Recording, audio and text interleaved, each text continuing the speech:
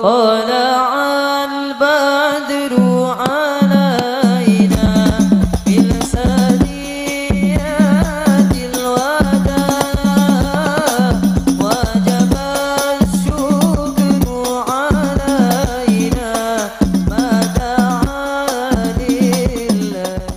Mencari kedengkian orang tidak, misalnya gitu lah. Jadi hati-hati kita, hati-hati. Cukup tutupi dan nikmati apa nikmat Allah dan syukuri nikmat Allah yang ada pada kita. Itu saja kuncinya. Kalaupun ada ketahuan pula sama orang kan gitu kan, tahu orang ya hal-hal yang nggak bisa ditutupi ya kan. Kita beli mobil baru mana bisa kita tutupi kan gitu kan. Mana pun jalan 3 km dulu baru parkirkan mobil awak di sana kan gitu kan. Biar nggak nampak orang katanya gitu kan. Nah, jadi sesuatu yang tidak bisa dihindarkan itulah yang kita sebut tadi, kita katakan, kalau ditanya kita ucapkan hadza min fadli rabbi, ini adalah karunia dari Allah Subhanahu wa taala, dan buat kisahkan, ungkapkan bahwasanya apa yang dia terima itu adalah berkat doa yang dia minta kepada Allah Subhanahu wa taala, sehingga orang lain pun ikut berdoa kepada Allah Subhanahu wa taala, meminta kepada Allah Subhanahu wa taala. Bismillahirrahmanirrahim. Assalamualaikum warahmatullahi wabarakatuh.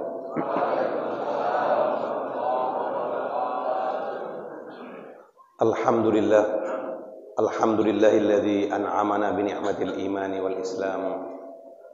Alhamdulillahilladzi anzala minas sama'i rizqan lis-sa'iril kainat walhamdulillahi rabbil alamin. Asyhadu an la ilaha illallah wa asyhadu anna sayyidina Muhammadan abduhu wa rasuluh wa nabiyyuhu wa safiyyuh wa ballagha ar-risalah wa jahada fi sabilillahi hatta atahu al-yaqin. Allahumma salli wa sallim wa barik ala sayyidina Muhammadin fil awwalin wal akhirin. Allahumma salli wa sallim wa barik ala sayyidina Muhammadin fil alamin. Allahumma salli wa sallim ala sayyidina Muhammadin fi kulli waqtin wa hin. Sadaqallahul azim. قال تعالى في كتابه الكريم أعوذ بالله من الشيطان الرجيم بسم الله الرحمن الرحيم يا أيها الذين آمنوا كلوا من طيبات ما رزقناكم واشكروا لله إن كنتم إياه تعبدون صدق الله العظيم وصدق رسوله الكريم ونحن على ذلك من الشاهدين والشاكرين والحمد لله رب العالمين. Yang kami hormati Al-Ustaz Dr. Haji Muhammad Jamil MA, yang kami muliakan Bapak Ustadz Hendro SPDI, dan yang kami muliakan juga dan tak mungkin pula kita sebutkan satu persatu, walaupun tak masyhur di dunia, insya Allah masyhur di akhirat, amin. Bapak Ibu yang dirahmati Allah Subhanahu wa taala, semua yang ada hadir di Masjid An-Nur yang diberkahi Allah Subhanahu wa taala. Yang pertama, marilah kita mensyukuri nikmat Allah Subhanahu wa taala, karena di hari yang penuh kebahagiaan ini, di pagi yang penuh keberkahan ini, kita adalah orang-orang spesial yang dipilih Allah Subhanahu wa taala untuk bisa bersilaturahmi, datang bersama-sama, terutama dalam kegiatan silaturahmi FKSMM. Betul Pak ya tadi ya? Nah, betul gitu tadi dokter. Udah pas saya alhamdulillah, udah sering diulang-ulang tadi kan? Nah, jadi hafal saya FKSMM, ya kan? Nah, Forum Komunikasi Silaturahmi Masjid dan Musola di Liserdang. Iya Pak ya, di Liserdang ya. Alhamdulillah. Jadi Bapak Ibu yang dirahmati Allah Subhanahu wa taala, itulah kesyukuran kita yang paling utama, yaitu pertama, kita adalah orang yang dipilih Allah Subhanahu wa taala untuk bisa hadir bersama di sini. Kemudian yang kedua, kita adalah yang Allah pilih sebagai orang yang beriman dan berislam. Karena selalu kita ucapkan alhamdulillahilladzi an'amana bi ni'matil imani wal islam. Itulah yang utama Bapak Ibu yang dirahmati Allah Subhanahu wa taala. Nikmat yang paling besar yang ada pada kita adalah nikmat iman dan Islam. Berapa banyak orang yang mendengar tentang Islam, yang mendengar tentang dakwah, tapi belum juga masuk hidayah kepadanya. Paman Rasulullah SAW termasuk salah satunya. Maka daripada itu, merasa banggalah kita, merasa bersyukurlah, karena kita sudah Allah takdirkan sebagai orang yang beriman dan berislam. Alhamdulillahi Rabbil Alamin. Salawat kepada Nabi besar Muhammad sallallahu alaihi wasallam yang merupakan suri teladan kita, yang merupakan standar akhlak seorang manusia. Akhlak manusia takarannya bukan dilihat dari akhlak seorang ulama, bukan pula dinilai dari standar akhlaknya seorang kiai, apalagi ustadz macam saya ini, kan gitu kan. Tapi standar akhlak seorang manusia yang menjadi panutan, menjadi contoh, menjadi suri tauladan kita adalah akhlak Rasulullah sallallahu alaihi wasallam. Innama bu'itsu liutammima makarimal akhlak. Rasulullah sallallahu alaihi wasallam diutus untuk menyempurnakan akhlak manusia. Di ulama, kiai, syekh semua punya potensi untuk melakukan kesalahan dan dosa. Jadi tak pantas kita bilang, misalnya, ulama saja begitu, ustaz saja begitu. Saya pun tak apa-apa lah kalau begini, kan gitu. Sering kita mencari kambing hitam kepada orang lain, seperti ulama, kiai, syekh dan lain sebagainya. Padahal mereka itu bukan siapa-siapa. Karena yang patut menjadi panutan kita adalah Rasulullah sallallahu alaihi wasallam. Marilah jangan pernah bosanlah kita untuk senantiasa banyak-banyak bersalawat kepada Rasulullah sallallahu alaihi wasallam. Man shalla alayya wahidatan sallallahu alaihi asharon. Siapa yang bersalawat satu kali kepada Rasulullah, maka Allah akan bersalawat kepadanya sebanyak 10 kali. Kita sekali bersalawat kepada Rasulullah, Allah bersalawat kepada kita. Kok bisa Allah bersalawat kepada manusia? Bisa. Buktinya Allah dan para malaikat bersalawat kepada Rasulullah. Innallaha wa malaikatahu yusalluna 'alan nabi. Sesungguhnya Allah dan para malaikatnya bersalawat kepada Rasulullah sallallahu alaihi wasallam. Maksudnya salawat kepada Rasulullah kepada manusia, atau Allah bersalawat kepada manusia, maknanya menunjukkan adalah rasa kecintaan Allah Subhanahu wa taala kepada hambanya tersebut, keriduan Allah Subhanahu wa taala kepada hambanya tersebut. Maka bila Allah sudah ridho kepada hambanya, apapun yang kita menjadikan tujuan di dunia maupun di akhirat ini akan Allah restui. Jangankan surganya, apapun yang kita minta dari Allah Subhanahu wa taala, kalau Allah sudah ridho, semua Allah kasihkan. Jadi jamaah yang dirahmati Allah Subhanahu wa taala, salawat merupakan salah satu jalan menuju kita untuk menuju surganya Allah Subhanahu wa taala. Karena apa? Karena dengan sekali kita bersalawat saja Allah bersalawat 10 kali. Kalau Allah sudah bersalawat 10 kali kepada kita, maknanya Allah sudah ridho kepada kita dan sudah pasti insyaallah kita masuk ke jalannya Allah Subhanahu wa taala. Amin amin ya rabbal alamin. Bapak Ibu yang dirahmati Allah Subhanahu wa taala, tadi karena ustadznya ada pantun, saya cobalah berpantun sedikit ya. Lupa pula saya pantun tadi, cemana tadi? Jalan-jalan mencari rujak.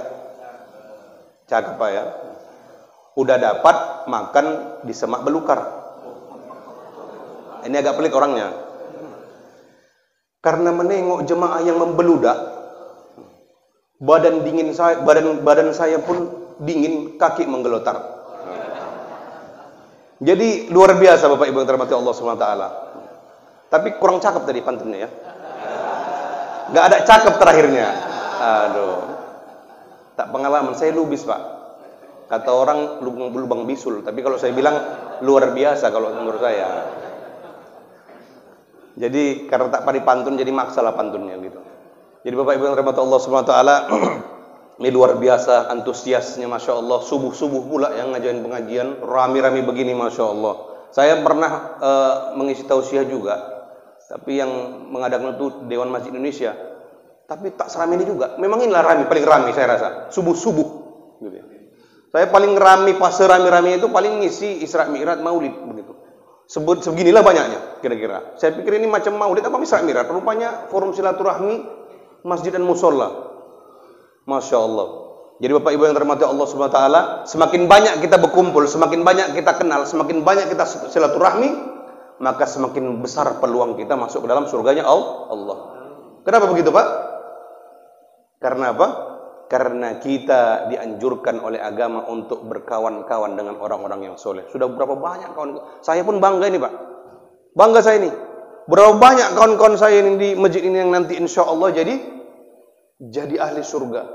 Saya pun kalau misalnya na'udzubillah misalnya, karena ada dosa saya sehingga masuk saya ke dalam neraka, insya Allah orang-orang beriman, orang-orang soleh di masjid ini banyak nanti yang ingat sama saya, yang menyelamatkan saya dari neraka. Jadi dikisahkan orang-orang nanti ahli neraka itu, di dalam neraka itu nanti orang-orang yang mendapatkan azab dari Allah Subhanahu wa taala itu menunggu-nunggu orang yang dia kenal, orang yang berkawan sama dia yang bisa menyelamatkan dia. Suatu hari kira-kira gini tafsirannya. Ada seorang yang beriman masuk ke dalam surganya Allah Subhanahu wa taala. Dalam surga ini kan semua enak, Pak ya. Ternyata ahli surga ini tak merasa enak juga. Karena dia merasa kesepian. Menikmati sendirian ternyata enggak enak, Pak. Cuman kalau kita di dunia ini makan-makan sendiri lebih enak ya kan? Ada proyek makan sendiri enak. Tapi lain di akhirat. Di akhirat enggak gitu ceritanya. Enggak senang dia. Jadi semua dinikmatinya, kesenangan surga. Ternyata kurang rasa dia. Sur-sur sendiri aku katanya gitu kan. Jadi akhirnya ahli surga ini minta kepada Allah Subhanahu wa taala, "Ya Allah, di mana kawanku dulu waktu di dunia? Di mana kawanku dulu yang banyak proyeknya?" Kan gitu kan. Yang kepala dinas. Ada kepala dinas ini, Pak? Enggak ada ya. Alhamdulillah. Jadi dicari-cari tak dapat. Kawan-kawannya, keluarganya dan lain sebagainya tak dapat. Lalu Allah katakan, "Sahabat-sahabatmu sebagian jadi neraka." Kira-kira begitulah ya kalau kita ceritakan secara ini. Kemudian, "Ya Allah, aku menginginkan mereka berada denganku di sini, ya Allah. Bisakah engkau memberikan syafaat kepada mereka, ya Allah?" Lalu kemudian Allah menjawab, "Pergilah ke neraka, jemput kawan-kawanmu tersebut." Dijemputnya lah kawan-kawannya. Dapatlah satu ya kan, yang main-main proyek tadi tuh, Pak. Jadi setelah itu ahli neraka pada heran. Kenapa waktu bisa keluar dari neraka? Kenapa kita enggak keluar kan gitu kan? Dia rupanya mujahid fisabilillah. Tidak. Ada rupanya keluarganya mujahid fisabilillah yang mati berjihad. Tak ada katanya gitu. Rupanya orang yang dikeluarkan dari neraka yang Allah Subhanahu wa taala tadi itu adalah orang yang pernah berkawan bersilaturahmi dengan orang yang masuk surga tadi itu. Bayangkan, Pak, cuman berkawan, Pak. Lalu orang-orang ahli neraka mengatakan, "Fama lana min syafi'ina wala sadiqin hamim." Ya Allah, celakanya kami, ya Allah. Kami tak punya pula kawan, tak punya kuncu waktu di dunia dalam kebaikan katanya. Kenapa begitu, Pak? Memang faktanya begitu. Berapa banyak orang-orang yang ingkar, berapa banyak orang-orang yang bermaksiat. Kawan-kawannya, Pak, yang memang suka bermaksiat juga. Itu udah fitrah, Pak. Jadi kalau setidaknya lah banyak dosa kita merasa kita ini hamba Allah yang penuh dosa. Banyaklah berkawan sama orang yang baik, yang soleh. Entah pun dia ternyata yang bisa membawa kita ke dalam surganya Allah Subhanahu wa taala. Jangan sampai kita seperti orang-orang yang mengatakan, "Kami ya Allah tak punya kawan dan tak punya ada orang yang bisa menolong kami dari nerakanya ini." Na'udzubillahi min dzalik. Jadi Bapak Ibu, saya pribadi merasa sudah punya tabungan, Pak. Jemaah segini banyak, pasti banyak lah di surga ya kan? Ya setidaknya 30% masuk lah ya kan, Pak ya. 30% bisa menolong yang 70% ya, Pak ya. Berarti maknanya 30% orang-orang soleh di masjid kita yang sekarang ini, insya Allah itulah juga yang nanti menjadi memberikan syafaat kepada kita untuk masuknya ke jannahnya Allah Subhanahu wa taala. Amin amin ya rabbal alamin. Insyaallah, Pak. Dan memang di akhirat nanti tuh, Pak, kita ini memang fitrahnya manusia ini suka berbagi cerita, Pak. Suka berbagi semangat. Makanya di akhirat nanti juga kita ini saling menceritakan pengalaman-pengalaman kita di dunia, kehebatan-kehebatan kita di dunia. Dalam Al-Qur'an dijelaskan, fa aqbala ba'dhum 'ala ba'din yatasaalun. Jadi kita nanti nih, Pak, saling bercerita, Pak. Apa yang kita lakukan? Oh, dulu aku pelapon Masjid An-Nur itu dari aku. Cerita sama kawannya di surga. Di surga ini, Pak, bukan neraka. Kalau neraka kan proyek tadi lah ya kan. Cerita dia. Oh, kalau aku marmer Masjid An-Nur itu aku yang nyumbang katanya gitu. Boleh di surga pamer? Boleh, Pak. Lain cerita dengan di dunia. Di dunia apa yang diharamkan, banyak hal yang diharamkan di dunia ini di akhirat nanti menjadi halal.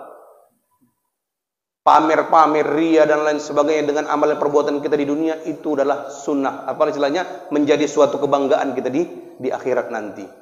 Jadi simpan dulu kehebatan-kehebatan dia. Infak sedekah kita yang ada di dunia ini kita simpan untuk kita ceritakan nanti di akhirat di surganya Allah Subhanahu wa taala bersama sahabat-sahabat kita. Jangan sampai kita nanti jadi orang yang diam. Gitu kan? Orang bercerita tentang kehebatannya kita di surga cuma numpang duduk ya kan gitu kan. Cuma numpang dengarin.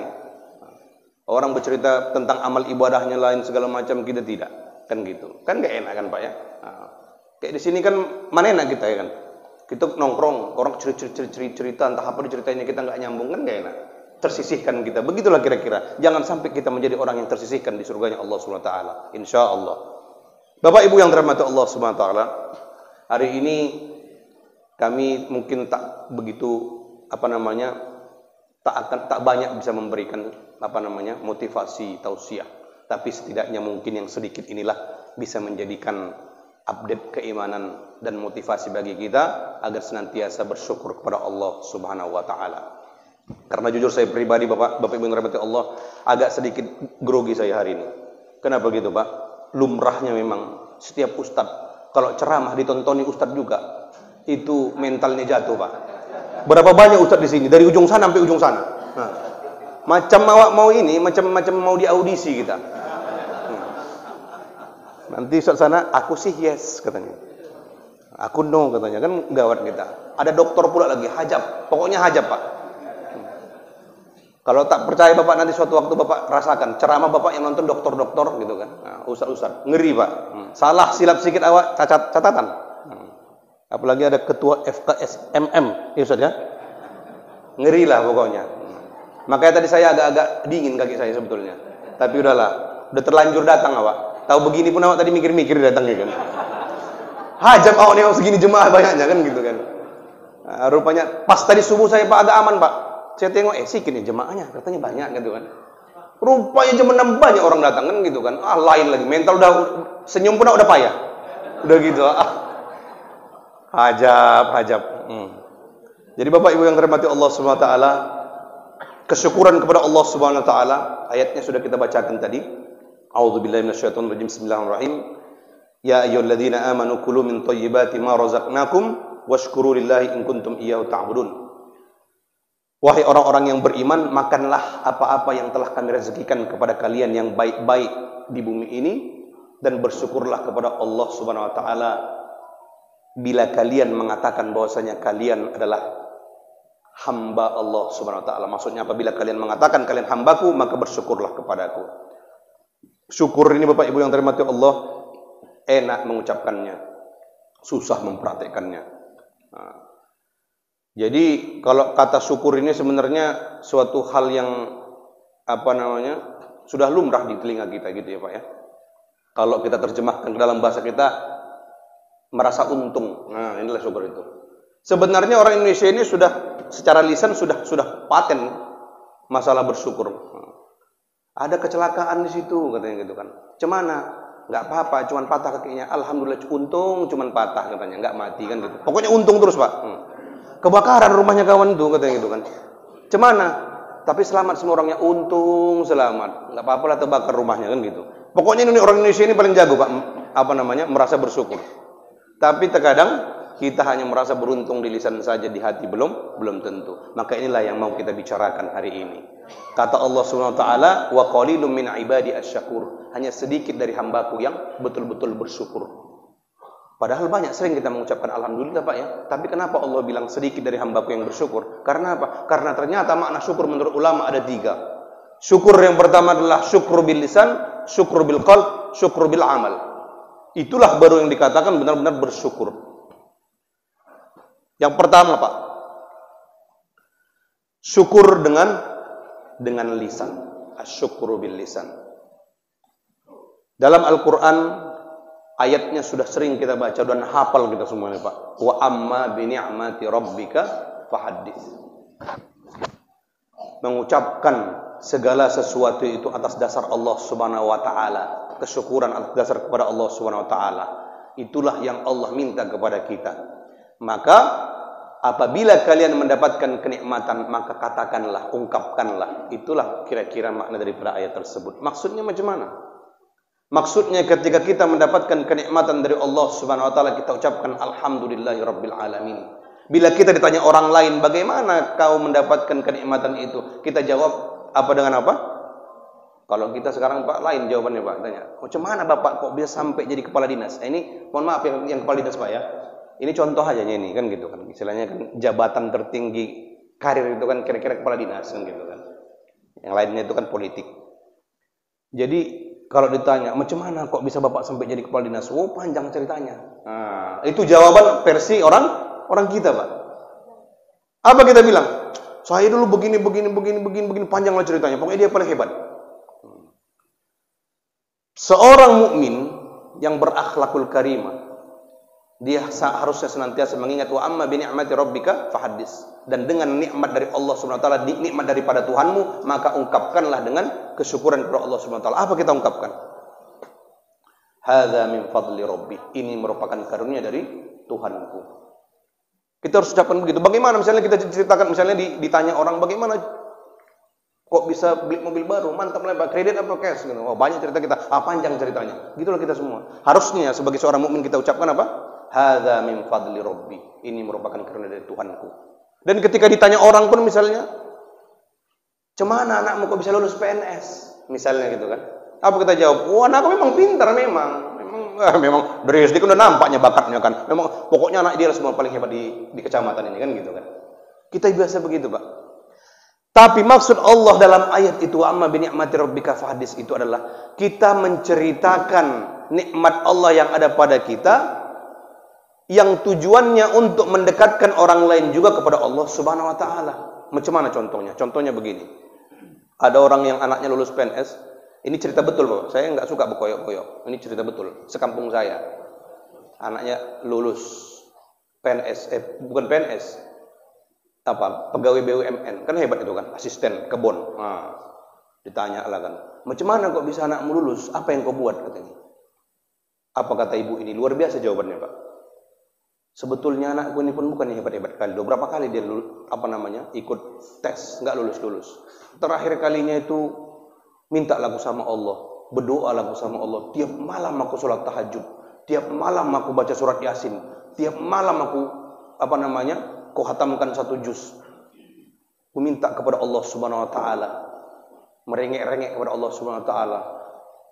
Ternyata Allah menunjukkan kebesarannya kepadaku. Allah bisa lulus. Ternyata gampang bagi Allah menulus. Selama ini anakku tes PNS, tes BUMN nggak ada yang lulus. Ternyata dengan ibadah dan kita merengek-rengek kepada Allah Subhanahu wa taala, kecil bagi Allah Subhanahu wa taala itu ternyata. Jangankan PNS, BUMN dan bumi pun kalau mau kita dibalikkan oleh Allah Subhanahu wa taala. Yang mendengar, Pak. Saya aja yang mendengar jadi terenyuh saya. Emak saya pun iya juga ya. Jadi orang yang mendengarnya itu termotivasi untuk meningkatkan ibadah kepada Allah Subhanahu wa taala, termotivasi untuk meletakkan semua harapannya kepada Allah Subhanahu wa taala, bukan menunjukkan kehebatan kita. Bukan merasa kita hebat, merasa anak kita paling sempurna, kira-kira gitulah, Pak. Itu masih syukur dengan lisan. Banyak kita terpelekok di situ kan gitu. Banyak kita yang tak pas begitu. Kita ucapkan alhamdulillah, ternyata hati kita masih ria. Supaya tengok orang paling hebat dan lain sebagainya.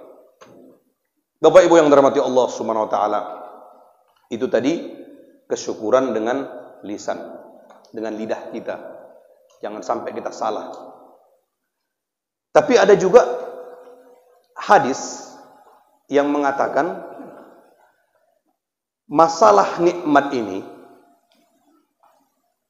tak seharusnya juga kita ucapkan kepada orang lain, begitu ya. Tadi kan kita bilang kan kita ucapkan rasa syukur kita kepada Allah Subhanahu wa taala atas segala nikmat yang ada pada kita itu supaya orang termotivasi untuk menjadi lebih bersyukur kepada Allah Subhanahu wa taala.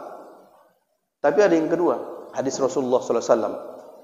Qala Rasulullah sallallahu alaihi wasallam, "Ista'inu ala inhaji hawaijukum bil kitmani fa inna likulli dhi hazin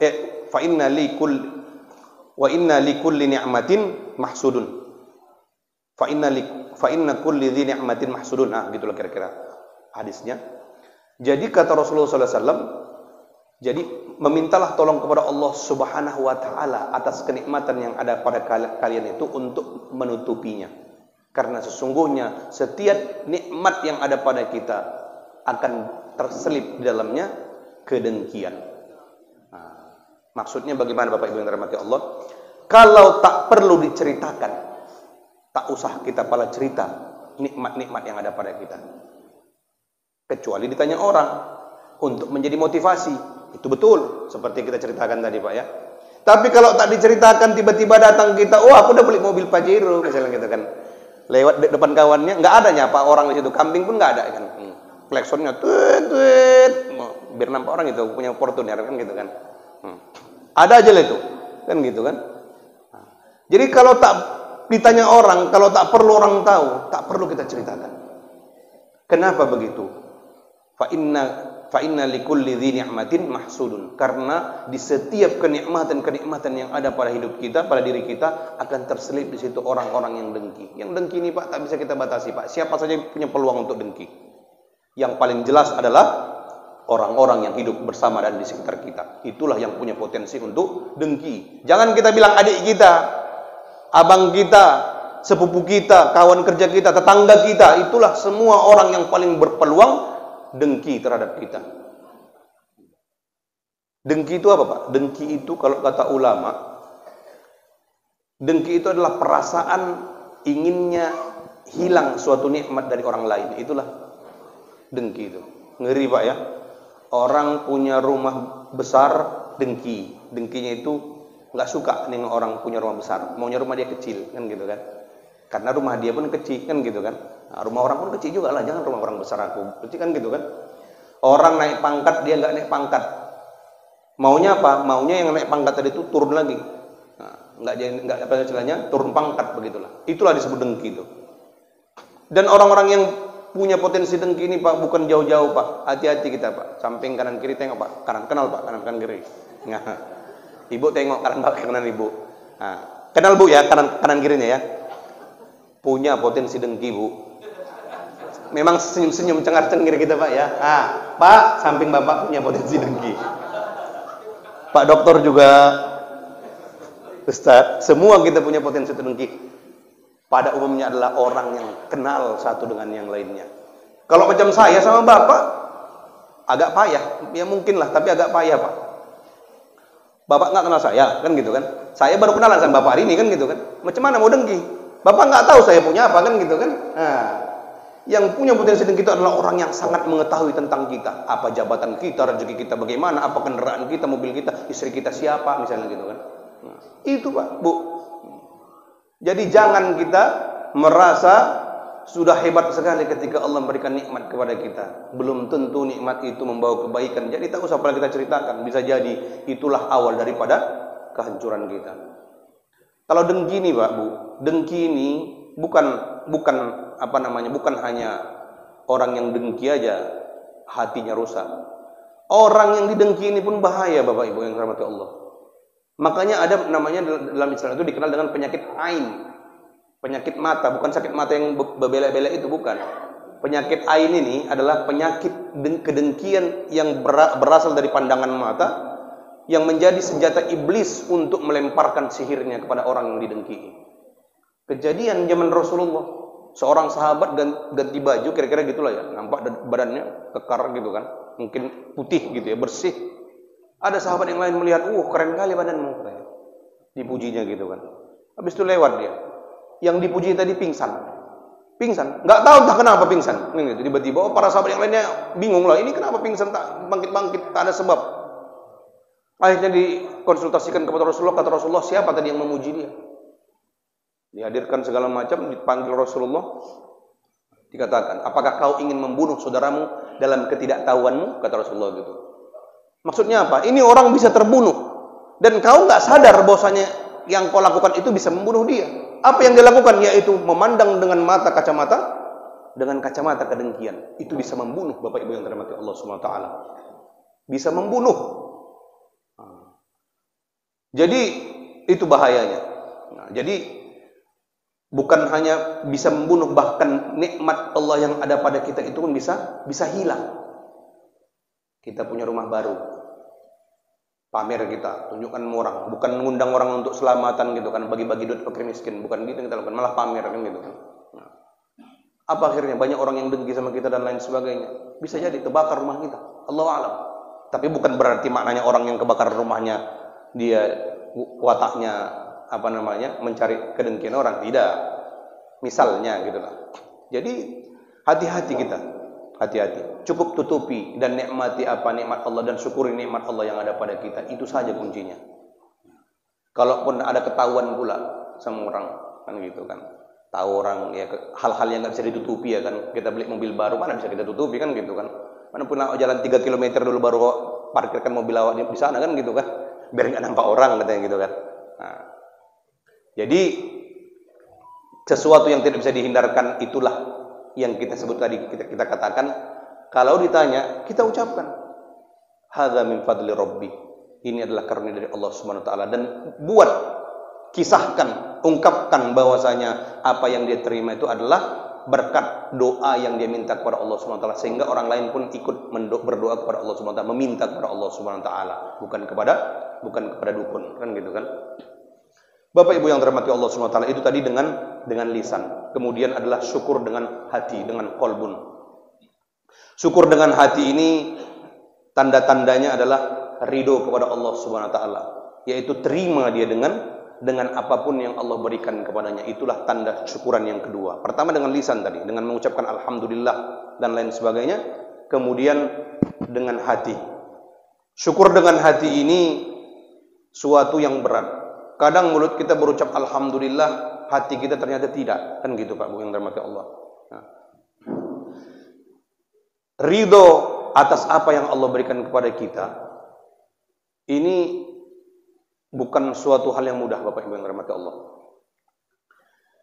Ridho itu adalah apapun yang Allah berikan kepada kita, baik yang senang maupun yang susah, kita tetap terima. Jadi untuk bisa menerima ini adalah kita harus meyakinkan kepada diri kita bahwa semuanya sudah Allah tuliskan kepada kita, bagaimana cara jalan hidup kita. Macam cerita-cerita di film-film Indosiar itulah Bu. Sudah ditulis sutradara kan gitu kan. Jadi nggak usah kita emosi Bu ya. Ini kalau cerita istri saya nonton, saya paling palak kalau istri saya nonton Indosiar itu Pak. Apa Bu? Jeritan suara hati istri gitu kan. Dia yang nonton itu, awak yang kena marah. Entah apa salah awak kan gitu. Pulang-pulang dia lagi nonton itu. Bang kalau kayak gini bang, ku cincang bang ya katanya. Rusak udah memang ibu-ibu kalau kebanyakan nonton Indosiar Bu gitu kan. Saya bilang sama istri saya, yang kayak gini dipercaya ini pandai-pandai saudaranya nih, saya bilang. Mana ada istri kayak gini di dunia ini, saya bilang. Dihajar, dizolimi, hartanya dihabisi, segala macam, main perempuan, sabar, diterima lagi. Nggak ada ini, saya bilang. Nggak ada bilang. Awak aja satu hajab awak kan gitu kan. Bisa pula ini Indosiar itu 3 istrinya, 4 istrinya. Mana mungkin itu, saya bilang. Awak saja udah hampir jadi ahli surga awak karena sabarnya kan gitu kan. Kata orang gitu ya. Kata orang sabar di dunia ini kena hajab sama istri, insya Allah masuk surga. Begitu juga istri sabar dengan hajabnya suami, insya Allah masuk surga Bu. Nah, jadi kita saja bersyukur Bu, Pak yang dirahmati Allah. Maksudnya kita harus mensyukuri apa yang ada pada kita. Termasuk di situ dengan apa yang ada kita, yaitu dengan rumah kita, kendaraan kita, istri kita. Harus kita bersyukur, karena siapapun yang menjadi istri kita Bapak Ibu yang dirahmati Allah, apapun yang menjadi milik kita, semua punya konsekuensi daripadanya. Kita punya mobil Fortuner, pajaknya 10 juta setahun, itu kan konsekuensi. Punya rumah kita mewah, harga 20 miliar, pajaknya sekitar 20 juta, konsekuensi. Punya kita istri cantik, diganggu orang, konsekuensi. Iya Bapak ya. Jadi jangan kita pikir apa yang dipunya orang itu harus punya kita, karena belum tentu sanggup kita menanggung konsekuensinya. Maka syukuri aja apa yang punya kita Pak. Punya Xenia kita, alhamdulillah. Punya Supra pun kita, alhamdulillah. Orang kakinya cacat kan gitu kan, tak bisa jalan pun bahkan kita alhamdulillah syukuri. Orang yang cacat pun alhamdulillah masih punya iman dan Islam. Ada orang udah cacat tak punya Islam dan iman dan Islam, malah menantang Tuhan. Siapa itu? Stephen Hawking. Wah, itu kan orang hebat tuh Pak, ilmuwan yang diagung-agungkan dunia kan gitu. Wah, sampai ada kayak ulama-ulama penjilat barat gitulah kita bilangnya. Ketika meninggalnya Stephen Hawking, hebat dia, kita harus menghormati dia dari asas kemanusiaan dan lain sebagainya. Begitu meninggal Dr. Yusuf Qaradawi, ulama muslim, Diam, hening dia. Mana? Hormatilah dia, setidaknya sebagai manusia lah, gitu kan. Tidak. Nah, ini sudah terbalik-balik, Pak. Dalam Al-Qur'an dijelaskan Asyidda'un 'alal kuffari ruhama'un bainahum, kan gitu kan. Kita harus tegas terhadap orang yang kafir dan berkasih sayang sama orang muslim. Jangan pula kita tegas terhadap orang muslim, berkasih sayang terhadap orang kafir. Itu terbalik kita, Pak. Terbalik kita, Pak. Kita luar biasa kerasnya sama saudara kita yang semuslim, seakidah. Kita usir dari jamaah masjid dan lain sebagainya, dan macam-macam lah. Tapi terhadap hinaan, hujatan dari orang-orang yang benci terhadap Islam, selalu kita ya udahlah, Rasulullah saja nggak marah kalau di ini kan gitu. Ini kan entah mental pengecut, nggak tahu kita ya kan, atau memang udah lain kan gitu kan. Kalau udah lain udah cukup tahu lah kita kan gitu kan, udah lain. Jadi gitu. Jadi tegas pun maknanya bukan kita harus sensi anti terhadap orang-orang non-muslim, tidak. Maksudnya tegas. Kalau salah katakan salah gitu. Dan terhadap orang muslim kita harus saling bertepas selira. Luas kelapangkan dada kita. Kita berhadapan dengan saudara kita seakidah. Gitu Bapak Ibu rahmati Allah. Jadi bersyukur kita apa yang kita punya. Termasuk istri kita, suami kita. Nah, ada cerita ini Pak Bapak Ibu yang dirahmati Allah. Bukan cerita, kutipan kata. Ini saya heran ini. Orang bukan muslim, seorang yang bukan muslim, tapi dia kata-katanya membuat kita bersyukur kepada Allah Subhanahu wa taala. Karena seorang filosof Yunani ini namanya Aristoteles. Bukan muslim dia. Orang Yunani, entah apa agamanya kita nggak tahu. Dia bersyukur, istilahnya dia memandang segala sesuatu ini dari sisi yang positif.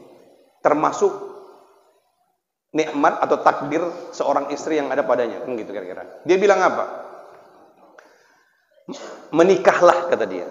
Bila kau mendapatkan istri yang baik, hidupmu akan bahagia, kata Aristoteles gitu ya. Tapi kalau kau tak dapat istri yang baik, katanya gitu kan, setidak-tidaknya kau akan jadi seorang filosof, katanya gitu. Paham nggak Pak maksudnya Pak? Maksudnya dia curhat ini ceritanya. Berarti istri dia rewel kan gitu kan. Tapi dia tidak melihat dari sisi negatifnya, dia ambil dari sisi positifnya. Menikahlah, bila kau mendapat istri yang baik kau akan bahagia, tapi kalaupun kau tak dapat istri yang baik, setidak-tidaknya kau akan jadi seorang filosof. Jadi udah banyak filosof sini Pak, belum Pak? Berarti alhamdulillah istrinya baik. Tapi kalau sudah banyak filosof di sini, nggak salah kita bilang ya kan Bu? Suami Ibu ada yang filosof enggak? Alhamdulillah nggak ada yang filosof. Jangan sampai jadi filosof Bu. Karena kalau jadi filosof suami Ibu berarti sudah bisa dipastikan di rumah macam mana nasibnya kan gitu kan. Nah, jadi ibaratnya kalau kita bilang istri yang selalu terzolimi, tidak juga. Suami pun mau terzolimi kan gitu kan. Karena suami ini pun lain-lain kan, ada yang pendiam, ada yang tak mau melawan kan gitu. Jadi tapi apapun itu semua cari sisi positifnya Bapak Ibu yang dirahmati Allah. Karena itu menunjukkan rasa kesyukuran kita kepada Allah Subhanahu wa taala dengan apa yang Allah telah bagikan kepada kita. Jangan melihat apa yang ada pada orang lain, karena yang orang lain punya konsekuensi pada dirinya. Yang kita punya pun punya konsekuensi pada diri kita. Jadi ketika diberikan kepada kita, ternyata kita tak sanggup menerima konsekuensinya kan gitu kan. Kita tengok orang miliarder, iyalah bisa dia bersyukur, bisa dia senang hidupnya, senyum, banyak sedekahnya, kaya raya dia kan gitu kan, perusahaannya banyak dan lain sebagainya kan gitu. Nah saya makan pun pas-pasan kan gitu katanya kan gitu. Belum tentu orang yang kaya pun Bapak Ibu yang dirahmati Allah itu bersyukur kepada Allah Subhanahu wa taala. Makanya ada kata Ari Ginanjar. Ari Ginanjar ini seorang motivator. Dia bilang hati-hati terkena jebakan 99 katanya. Ada ceritanya jebakan 99. Ini masalah hati Pak, masalah syukur dengan hati. Ini cerita Ari Ginanjar ini Pak, nggak tahu entah betul enggak kan gitu. Saya mendengarkan dia bercakapnya kan gitu kan. Tapi saya ceritakan lagi. Suatu hari ada kawannya, pengusaha, kaya raya, cerita sama Ari Ginanjar, aku kok merasa gundah ya katanya. Aku selalu terpikiran usahaku cuman ya, ini kalau kurang profitnya, kurang nilai sahamnya, pusing kepala aku katanya. Perasaanku hanya selalu dipenuhi dengan rasa was-was terhadap hartaku ini. Kurang sedikit langsung bingung dan lain sebagainya. Apa kata Ari Ginanjar? Hati-hati kawan. Hati-hati dengan jebakan 99. Macam mana jebakan 99 itu kata? Kata kawannya Adi Ginanjar ini, anak saya ceritakan katanya. Saya kasih kamu satu PR katanya. Coba niatkan satu orang yang ingin kamu bantu selama ini katanya gitu kan. Nah, berikan dia uang sedekah yang memang sudah kamu niatkan. Siapa kira-kira? Tukang kebun katanya. Tukang kebunmu, berikan dia 99 juta sebagai hadiah kepadanya. Kecil katanya kan. 99 kecil lah katanya. Ayo udah, kasihkan dulu sedekah kepada dia. Karena dia mungkin sudah lama membantu kau. Nah, kemudian masukkan 99 juta itu ke dalam koper. Tutup kopernya, kunci, kodenya itu tuliskan dalam amplop, tutup. Bilang sama tukang kebunmu itu jangan dibuka kecuali sampai di rumah katanya gitu. Kemudian tulis di atas koper itu pakai stiker Rp 100 juta. Rupiah 100 juta rupiah. Kasihkan sama dia. Dilakukanlah sama kawannya Pak Ari Ginanjar tadi ini. Panggil tukang kebunnya. Ini hadiah untukmu karena sudah lama mengabdi kepadaku dengan keikhlasan dan apa namanya dan bakti yang luar biasa katanya gitulah. Pengorbanan yang luar biasa. Terima kasih Pak katanya gitu. Disimpanlah sama tukang kebun ini. Jangan buka sebelum sampai rumah kan gitu kan. Disimpannya di kamar di tempat dia istirahat, kerja dia, semangat lah dia kerja. Tahu dia kan bacaannya 100 juta rupiah kan gitu kan. Pokoknya satu hari itu karena udah tahu dia dikasih koper isinya duit, cerahlah mukanya. Bekerja pun sampai besiul gitu kan. Nah, jumpa orang assalamualaikum, yang biasanya assalamualaikum, wassalamualaikum, lain nadanya dan gitu. Semangat. Sampailah sore pulang dia ke rumah, bukanya amplop itu amplop tadi itu ada kodenya, dibuka tasnya itu dibukanya. Alhamdulillah terkejut dia. Betul memang rupanya duit isinya. Sujud syukur dia. Dihitungnya lah duit sampai selesai. Terhitung dia 99 juta. Katanya gitu kan. Ditengoknya lagi koper itu. Rp 100 juta. Katanya. Kok 99 juta? Katanya gitu. Mulailah dia berpikir, siapa lah tadi yang ngambil nih gitu kan. Sakit kepalanya. Doyong dia. Diingat-ingat tadi aku kerja, aku letak situ, enggak ada yang buka kuncinya. Mulailah kemana arah tujuan pikirannya? Ke majikannya. Salah kayaknya bapak itu ngasih katanya gitu kan. Harusnya 100 juta ditaruhnya, tapi kok 99 juta? Mungkin terselip. Ku tanya enggak ya? Aku hitung lagi katanya. Dihitungnya lah. Sepanjang malam dihitungnya lagi. Menghitung 99 juta pakai tangan bukan gampang tuh Pak. Begadang begitu ya kan. Awak menghitung 2 juta, 3 juta iyalah kan gitu kan. 99 juta dihitung cash. Bengkaklah jempol awak ya kan. Jadi besoknya datanglah dia ke rumah majikannya. Muka udah asam, enggak kayak kemarin. Kemarin assalamualaikum, sekarang udah asam. Enggak enak lah ditengok gitu. Kerja pun udah enggak betul lah. Diperhatikanlah sama majikannya nih. Wah, ini semalam semangat katanya. Nah, sekarang kok lain mukanya gitu. Habis itu sampai sore ditanya lah. Pak katanya, kenapa bapak kok besar kali hari ini, nggak seperti kayak kemarin katanya gitu. Bingung lah dia. Saya bingung mau menceritakannya Tuan katanya gitu. Ceritakan aja lah Pak katanya. Begini Tuan katanya. Kemarin Tuan kasih saya 100 juta dalam kopernya tulisan 100 juta. Setelah saya hitung satu malaman saya menghitung pulang balik saya hitung lagi isinya cuma 99 juta kan gitu kan. Terakhir ketawa lah si majikannya ini. Iya, paham saya maksud si Ari Ginanjar itu. Jebakan 99. Ya. Maksudnya apa? Si tukang kebun ini mendapatkan berkat hadiah 99 juta. Lupa dia dengan 99 juta dikarenakan entah di mana 1 juta yang selip ini kan gitu kan. Padahal memang sengaja majikan naruh 99 juta. Yang dia pikirkan apa yang menurut pikiran dia menjadi hak milik dia, ternyata bukan milik dia kan gitu kan.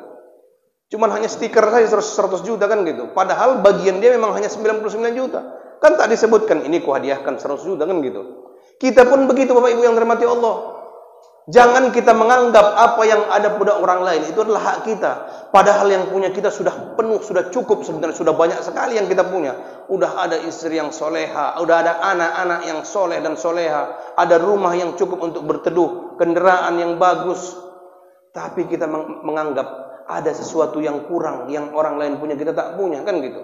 Lupa kita mensyukur yang banyak ini karena yang ada di angan-angan kita ini yang kita jadikan patokan. Jadi Bapak Ibu yang dirahmati Allah Subhanahu wa taala, inilah yang merusak hati kita. Apa yang merusak hati kita? Yang merusak hati sebenarnya tak banyak Bapak Ibu yang dirahmati Allah. Yang merusak hati kita ini sebenarnya adalah pengkhianat terbesar yang akan menjadi kibus, yang akan menjadi musuh kita nantinya di akhirat. Siapa itu? Anggota tubuh kita, Pak. Tangan kita yang kita manja-manjakan, Pak. Yang biasa bawa stang kereta, kita manjakan dengan Xenia misalnya, atau Fortuner dan lain sebagainya. Ini jadi pengkhianat nanti, Pak. Bukan kawan ini. Pengkhianat kita. Dialah nanti yang menceritakan perjalanan hidup kita, bagaimana durjananya kita kepada Allah Subhanahu wa taala. Kaki kita juga. Anggota tubuh kita ini semua, dialah yang membuat kita tidak bersyukur kepada Allah Subhanahu wa taala kalau kita manjakan. Padahal kita manjakan pun dialah yang menjadi saksi di hadapan Allah Subhanahu wa taala bagaimana akhlak kita di dunia ini. Makanya jangan kita manjakan, Pak. Saya kalau bisa saya pijak tangan saya ini, kalau tak sakit saya pijak ini, Pak. Karena saya tahu ini pengkhianat nanti di akhirat gitu kan. Sekarang kawan kita kan gitu kan. Nah, makanya ngeri ya, kalau membuat dosa mau korupsi, tengok aja tangan kita. Hati-hati kau, ceritakan nanti katanya. Cukup pandang telapak tangan Bapak, Pak. Nah, mau menyalahgunakan anggaran, bercakap sama tangan. Kawan kita sekarang nanti. Jadi apapun semua yang kita lakukan ini di dunia ini udah ada nih mata-matanya nih di anggota tubuh kita sendiri, mata-matanya. Bukan jauh-jauh, bukan nggak pakai CCTV. Bapak Ibu yang dirahmati Allah Subhanahu wa taala, itu tadi syukur dengan lisan, syukur dengan hati, dan yang terakhir adalah syukur dengan amal perbuatan. Jadi, syukur dengan amal perbuatan ini adalah merupakan syarat daripada bersyukuran kepada Allah Subhanahu wa taala. Tanda kita bersyukur kepada Allah Subhanahu wa taala adalah kita senantiasa beramal soleh. Tanda kita bersyukur kepada Allah Subhanahu wa taala adalah kita semakin memperbanyak sedekah kita. Tanda kita bersyukur kepada Allah Subhanahu wa taala adalah semakin banyak perbuatan-perbuatan kita yang mengarahkan kita kepada ridho Allah Subhanahu wa taala. Karena sungguhnya Bapak Ibu yang dirahmati Allah, la in syakartum la azidannakum wa la in kafartum inna adzabi lasyadid. Bila kalian bersyukur atas nikmat yang ada pada kalian, maka aku akan tambahkan. Tapi kalau kalian kufur, maka sungguhnya azabku amatlah pedih. Maksudnya adalah kita bersyukur kepada Allah Subhanahu wa taala dan kita ditambahkan nikmatnya adalah salah satunya yang paling besar adalah bila kita bersyukur dengan perbuatan. Allah kasih kita kenikmatan harta yang cukup, kita infakkan di jalan Allah, mengkafil anak yatim, ya kan? Memberikan pendidikan kepada anak-anak kaum muslimin, dan Allah berjanji Allah akan menambahkan nikmat tersebut. Ini sedikit cerita pengalaman, Pak, bukan pengalaman saya, kawan saya kuliah di Medan ini. Saya kan sebenarnya baru 2 tahun jadi ustadz, baru pulang saya sebenarnya. Saya dulu kuliah di Mesir, Pak, tamat kuliah bukan jadi ustadz, entah apa kerja saya, panjang perjalanan. Masuk kerja kantor kedutaan Republik Indonesia, lama saya di situ. Udah hampir lupa saya mengaji, ibaratnya gitulah. Maksudnya mengaji kitab. Pulang saya ke Indonesia karena Covid. Orang tua saya meninggal, tak bisa saya balik ke sana lagi. Resign saya dari sana, jadilah saya ustadz. Jadi mendadak ustadz lah ini ceritanya kan gitu. Nah, jadi panjanglah ceritanya kan gitu, Pak. Nah, jadi ustadz, istilahnya saya baru 2 tahun jadi ustadz, pengalaman juga, Pak. Diminta untuk mengisi pengajian tafsir karena saya tak mengerti bagaimana pengajian di Indonesia ini. Saya buatlah macam anak kuliah, macam dosen menerangkan anak kuliah kan gitu kan. Hajab awak, kena semprit awak. Ustadz kena semprit sama BKM. Cuman Ustadz, kok nggak nyambung kami katanya. Apanya nggak nyambung, Pak? Kan gampang, saya bilang pula gitu kan. Jadi kebetulan direkam saya ngasih pengajian di Facebooknya, saya tunjukkan sama kawan saya. Kau gila kau, kata kawan saya kan. Kenapa saya gila? Kan saya ngajar tafsir. Mana orang gila ngajar tafsir, saya bilang kan. Yang kau ajari itu masyarakat, bukan mahasiswa, katanya gitu. Ini macam dosen kau ngajari kau, inilah kau buat kayak gini, kata gitu. Oh, jadi cemana? Ditunjukkanlah, kau tengoklah ceramah-ceramah Ustaz, jangan sok kali, katanya. Tengok yang ringan-ringan aja, katanya. Oh iya pula, katanya. Karena jemaah itu bukan sama semua, katanya. Bermacam ragam bukan jamaah di UIN katanya. Jamaah di UIN lain cerita. Semua mahasiswa. Kalau di masyarakat kan tidak, kata dia gitu. Ada yang ada yang baru tobat, ya kan gitu kan. Ada yang pas pula baru hari itu ke masjid, kan gitu. Kan lain-lain katanya. Ada yang memang betul pula memang udah sering ikuti pengajian, bagus ya. Kan tapi yang lain kan tidak, katanya gitu. Oh iya pula. Di situ itulah pengalaman saya jadi ustadz kan gitu. Nah, jadi punya cerita ustadz ini, Pak. Nah, kawan saya ini sama pulangnya juga sudah duluan jadi ustadz di sini, Pak. Karena saya ustadz baru ini kan, mulailah mengisi pengajian sini dan lain sebagainya. Merasa udah hebat lah saya kan. Cerita apa cerita? Mata jumpa kita sama kawan saya ini kan cerita. Apa kegiatan sekarang? Enggak ada, jualan aja kan, jualan. Kau lain kok jualan? Saya bilang gitu kan. Nah, dulu kau pintar di kuliah, luar biasa. Kamload dia, Pak, di kuliah, Pak. Tamat, kenapa kau tak jadi ustadz? Nah, paling enggak dosen lah. Nah, kan dia udah MA gitu kan. Enggak ada itu, Bang, katanya. Kenapa gitu katanya? Enggak cukup makan kita katanya. Oh iya pula, saya bilang gitu. Sekarang cukup makan merupanya, saya bilang gitu kan. Sekarang berlebih lah, alhamdulillah katanya. Tapi sebenarnya bukan gara-gara usaha, kata dia gitu kan. Nah, jadi cemana? Coba kau bagi dulu sama aku triknya, saya bilang gitu kan. Pendapatanku sekarang nih, Bang, lain kali dengan pendapatanku dulu jadi ustaz macam abang sekarang nih katanya. Disindir awak kan gitu kan. Jadi seolah-olah pendapatan awak inilah pendapatan rakyat jelata lah kan gitu kira-kira kan. Dibilang gitu. Kalau dulu saya, Bang, begini mengisi pengajian segala macam udah kurasakan tuh, Bang, katanya. Enggak bisa, Bang, katanya.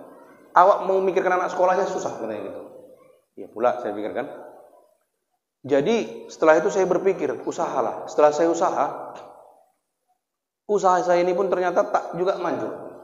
Tiba-tiba adalah anak ponakan saya, anak yatim, tak sanggup menyekolahkan. Bingung saya ini. Karena mungkin saya ditengoknya dari lulusan Mesir gitu kan.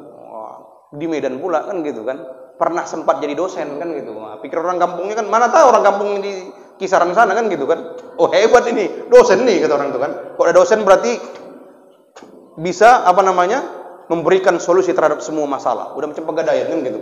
Memberikan solusi gitu kan tanpa masalah ya. Nah, jadi orang kampung, apalagi saya orang kampung, Pak. Nah, dipikir orang di kampung saya udah hebat kali kan gitu. Di Medan, Ustadz pikirnya Ustadz kondang awak kan gitu kan.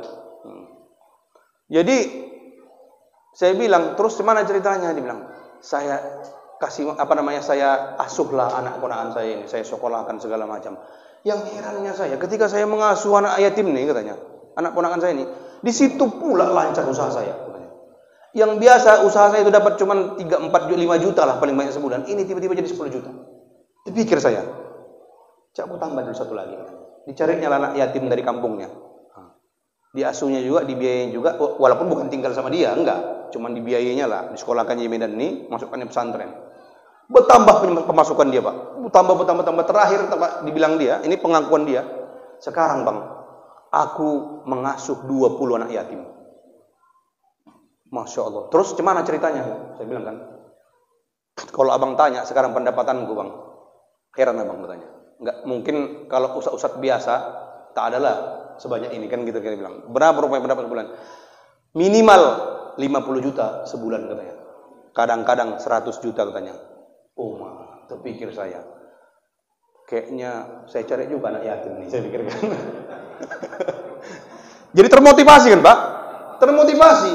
Oh, memang betul itu. Kalau Allah kalau kita sudah menanggung tanggungan yang lain daripada yang tak menjadi tanggungan kita, maka Allah tak akan mungkin diam, Pak. Orang yang punya anak banyak, Allah akan kasih rezeki dia untuk mencukupi anak-anak yang banyak tadi itu. Makanya ada kata orang dulu, banyak anak banyak rezeki. Tak akan mungkin bohong Allah Subhanahu wa taala, nahnu narzuqukum wa iyyahum. Kami yang memberi rezeki kepada kalian dan kepada anak istri kalian, kata Allah. Dalam ayat yang lain, nahnu narzuquhum wa iyyakum. Mirip-mirip, cuma dibalik-balik kum hum gitu aja. Artinya maksudnya Allah menegaskan bahwasanya yang beri rezeki itu aku, kata Allah, bukan kalian. Jadi kalau ada suami ibu kalau ngomong, Bu, kalau bukan karena aku yang kerja banting tulang tak makan kan, itu tamparkan, Bu. Tamparkan, Bu, kalau ada suami ngomong gitu, Bu. Kalian pikir bisa enak kalian jalan-jalan makan enak kalau tak kerja banting tulang aku, katanya. Itu boleh saya bilang tampar, Bu. Itu udah merasa hebat dia, Bu. Yang memberi rezeki itu bukan dia, Allah Subhanahu wa taala. Jangan kita bilang apa namanya, Pak? Jangan kita bilang kita nggak pernah begitu. Banyak laki-laki yang kayak gitu, Bapak Ibu yang dirahmati Allah. Hebat, karirnya mantap, pejabat misalnya, atau proyeknya banyak. Merasa hebat dia. Tak tahu dia yang memberi rezeki siapa. Dia pikir dia lah yang mencari rezeki itu. Berapa banyak Bapak Ibu yang dirahmati Allah di hadapan kita, perempuan, ibu-ibu yang meninggal suaminya, tak ada yang cari nafkah. Tapi dia menjadi seorang perempuan bertangan besi, dia sekolahkan anaknya, sukses anaknya semua. Itu di mata saya lihat Bapak Ibu dirahmati Allah. Waktu sama suaminya rezekinya biasa aja, rumahnya gubuk reot. Ustadz juga rumah setengah batu. Kan gitu. Pas meninggal suaminya, malah kaya ibu ini. Rumah permanen, anaknya semua kuliah, sukses segala macam kan gitu. Kan heran awak kan? Nah, begitulah. Jadi yang memberi rezeki itu bukan kita, Allah Subhanahu wa taala. Nah, begitu Bu. Jadi tanda kita bersyukur kepada Allah Subhanahu wa taala, maka memperbanyaklah infak-infak sedekah kita. Makin tebal kesyukuran kita, berarti maknanya semakin dermawan diri kita. Semakin dermawan pun kita, insya Allah Allah akan ganti. Sebanyak apapun tanggungan yang kita tanggung di belakang kita, Allah akan kasih jatah mereka. Dan bisa jadi Bapak Ibu yang dirahmati Allah Subhanahu wa taala, apa yang kita nikmati sekarang bisa jadi adalah kita numpang nikmat. Numpang nikmat. Saya sering berpikir kayak gitu, Pak. Walaupun saya memang betul numpang betulan kan gitu kan. Kalau kata orang begini, saya misalnya punya mobil misalnya gitu ya. Walaupun tak mobil-mobil butut-butut lah, maksudnya nggak hebat kali gitu lah bilangnya. Saya bisa naik mobil Xenia kan gitu lah ibaratnya. Saya pikir-pikir, ini bisa jadi rezekinya anak-anak saya, bukan rezeki saya. Tapi saya numpang enak di atas rezeki anak dan istri saya. Kenapa begitu Pak Ibu? Karena gini saya berpikirnya. Suatu hari kan dulu waktu awal-awal saya ke Indonesia ini, saya naik Suprapit kemana-mana Bapak, Bu. Ceramah naik Suprapit. Supra 125, ngisi Jumat naik Supra 125 kan gitu kan. Sama istri saya pun naik Supra 125. Istri saya hamil di belakang, anak di depan 2. Pernah kami mau terjatuh tikungan di Manhattan. Wah, kalau jatuh nggak tahu lah Bu. Tahu lah kan yang lewat di situ apa kan? Nah, yang dilewat bukan becak yang lewat situ, tronton, ya kan? Ngeri lah, pokoknya saya nggak terbayang itu. Udah begoyang, udah mau jatuh segala macam, istri hamil, anak 2 di depan kecil-kecil, saya di rumah macam Superman kan gitu. Hampir terjatuh. Terakhir ketika itu saya berpikir, ya Allah Rabbi, ya Allah, kalau begini ya Allah, ini mungkin selamat. Tak tahu entah berapa tikungan lagi nanti, entah berapa hari yang akan datang. Terpelekok tangan saya, tak tahu segala macam, terjatuh. Kasihan pula anak saya, Allah, istri saya yang hamil segala macam. Ya Allah, mungkinkah aku bisa punya mobil? Paling enggak anak-anakku nih ya enggak terancam lah, kan gitu kan. Istri saya pun aman kan gitu. Itu aja ya Allah. Kalau aku naik kereta udah biasanya gitu loh. Saya mikir gitu. Itu doa saya Pak, Bapak Ibu yang dirahmati Allah. Nah, dan istri saya pun cerita habis itu, iya hampirlah kita jatuh ya Bang ya, katanya iya. Anak saya diajari, berdoalah kalian katanya, supaya Allah kasih mobil, supaya kita enggak terjatuh katanya gitu. Berdoalah anak saya diajari, ya Allah berikanlah ayahku mobil katanya. Teringat terkesan sepele Pak. Terkesan sepele Pak, serius. Anak-anak terkejut saya Pak, berapa bulan kemudian, nggak sampai sebelum anak saya lahir lagi yang hamil, yang dikandung istri saya itu, tak lama. Tiba-tiba adik saya pun tak tahu cerita entah cemana. Bang, ini ada warisan bagianmu katanya gitu kan. Saya tak tahu Pak. Saya lama di luar negeri. Karena istilahnya nyaman di sana kan gitu kan. Istri saya pun tak mau pulang kalau nyaman di sana kan gitu. Nah, sampai di sini saya Covid itu tak ada kerjaan kan gitu. Mau balik tak bisa. Akhirnya ngabisin tabungan, habis uang saya kan gitu kan. Cemana logikanya saya bisa punya mobil? Dan saya tak tahu harta saya punya apa saya tahu saya orang tua saya biasa-biasa saja kan gitu. Yang tahu berapa banyak harta orang tua saya, adik saya yang di sini yang laki-laki. Teleponnya, ini abang ada harta warisan nih, abang kan udah di Medan katanya. Ini adalah sekitar kebun sawit kita ada sekian lah, nggak usah kita sebutkan Pak ya. Nanti ada mulai dengki ya kan. Oh gitu katanya gitu kan. Terkejutlah saya. Aduh, ternyata adik saya ini baik juga rupanya. Karena dibaginya sama saya segala macam. Alhamdulillah bisa lah saya beli mobil. Kalau saya pikir-pikir saya jadi guru, waktu itu udah jadi guru lah saya. Mana mungkin saya bisa beli mobil? Mustahil Pak. Ngisi-ngisi pengajian 100 kali, pernah saya ngisi pengajian setahun tak bisa jual beli mobilnya kan Pak. Udah saya hitung itu, udah kali-kalikan, nggak bisa, kredit pun nggak bisa. Nah, udah saya kali-kalikan tuh. Khotib Jumat seminggu 4 kali. Nah, kajian minggu 4 kali. Masih kurang. Kredit mobil yang second pun 3 juta sebulan. Wah, ajab lah saya pikir. Makan apa saya pikirkan? Nggak bisa Pak, nggak bisa. Kali-kali saya nggak sanggup. Maka saya kenapa teringat seperti saya pikir, ya Allah ini doa anak saya ini. Nah, doa anak saya terkesan sepele Pak. Nah, sepele. Jadi begitu Pak. Dulu sebelum kami tinggal, saya tinggal di rumah mertua. Istri saya pun berdoa, ya Allah, nggak enak juga tinggal di rumah orang tua. Padahal rumah orang tua dia pun nggak nyaman tinggal di rumah orang tua dia kan gitu kan. Nah, apalagi saya kan gitu kan. Istri saya tak nyaman tinggal di rumah emaknya gitu. Nah, akhirnya entah kemana tiba-tiba doa anak dan istri saya itu kan gitu kan. Nah, rupanya mertua saya ini punya pula rumah lain kan gitu. Memang rezeki anak soleh lah Pak. Nah, tapi saya bersyukur aja punya Supra, saya bersyukur pokoknya hidup ini jalannya aja lah Pak gitulah. Terakhir dibilang mertua saya, udah habis sewa orang yang menyewa di rumah sana itu, kalian tinggal di sana. Heran saya, banyak juga orang mertua saya. Tinggallah kami di sana. Kalau dipikir-pikir Pak, mana mungkin saya udah pikir-pikir nanti sewa rumah aja lah yang harga-harga 8 juta setahun kan gitu kan. Tapi ternyata Allah kasih jalan keluar. Gitu. Siapa yang berdoa itu? Saya mungkin berdoa, tapi yang paling jelas di telinga saya itu doa anak saya. Berarti dalam arti kata saya itu menumpang hidup enak sama anak-anak dan istri saya. Nah, jadi saya menumpang Pak, menumpang. Gitulah kira-kira. Jangan kita hebat merasa paling luar biasa. Karena semakin kita merasa hebat dan luar biasa, itulah tanda kita tidak bersyukur pada Allah Subhanahu wa taala. Ingat, rezeki yang ada pada kita adalah bisa jadi itu adalah rezeki yang numpang lewat. Rezeki anak istri kita, keluarga kita, rezeki emak kita yang harus kita juga berikan, harus kita kita asuh lah, kita bilang di masa tuanya. Nah, termasuk itu bisa jadi karena itu kita mendapatkan rezeki yang cukup. Nah, seperti mak saya pernah curhat. Nah, ketika kami kuliah Pak, kami kan umurnya abang beradik dekat-dekat 3, cuman jarak setahun 2 tahun. Sekali kuliah kami semua sama-sama. Orang tua saya cuman PNS biasa. Nggak akan mungkin logikanya bisa menguliahkan kami, mustahil Pak. Udah saya kali-kalikan juga dengan gaji yang waktu itu hanya segitu gitulah. Tapi kata ibu saya apa? Nggak tahu Mama, kok ada aja uang untuk mengirimkan kuliah. Bahkan mak hitung-hitung pendapatan mak itu yang harusnya gaji cuman ayah mak itu cuman 4 juta sebulan digabungkan katanya. Tapi yang kami dapat itu bisa sampai 20 juta sebulan katanya gitu. Heran mak saya, entah dari mana-mana, ada yang saya buat sedikit laku dijual katanya. Padahal hal yang sepele katanya gitu. Nah, tapi gitu kalian tamat kuliah semua, kan gitu kan? Gitu kalian semua tak minta uang, habis semua usaha mak katanya. Nggak ada satupun. Mama jual minyak tak laku katanya gitu kan.